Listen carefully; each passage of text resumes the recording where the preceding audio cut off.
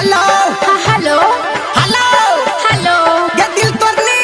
हाँ कहलियो हाँ जे छठ पूजा आबि गेलै। अच्छा डीजे हरिओम बताबै छै तोरा सुन ना बोल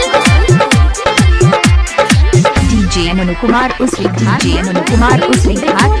स्टूडियो छठी माई के छौड़ी तू कॉले बरतिया के कॉले बरतिया माथा बापे बढ़का उठा के हम पथिया उठा के हम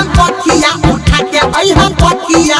पहले से कोटी हम सेट करबो आना घाट पे छौड़ी तोरा भेंट करबो आना घाट पे छौड़ी तोरा भेंट करबो।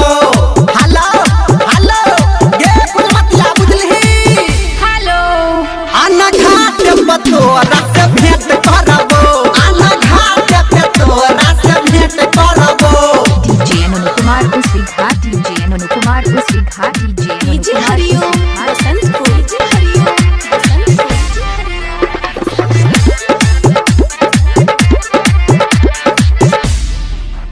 हाँ नया डिजाइन के पहिर के साड़ी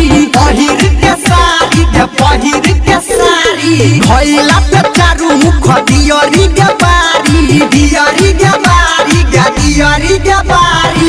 जाबे ने ए बेटा बे भेंट करबो आ तोरा घाट पे छौरी हम भेंट करबो आ तोरा घाट पे छौरी हम भेंट करबो तोरा घाट पे छौरी हम भेंट करबो। डीजे हरिओम बसंत को डीजे हरिओम बसंत को अभी आप सुन रहे हैं प्रेजेंटेड बाय कुशेश्वर म्यूजिक। हेगे उगत सूरज देव ठीक भर हरिया है तू अरग ताकी हमरा ओरिया ताकी हमरा ओरिया कहो धर्मेंद्र कने लेट करबो आना घाट पे छौरी तोरा भेंट करबो आना घाट पे छौरी तोरा भेंट करबो आना घाट पे छौरी तोरा भेंट करबो बुझली गे जान। DJ Manu Kumar Usri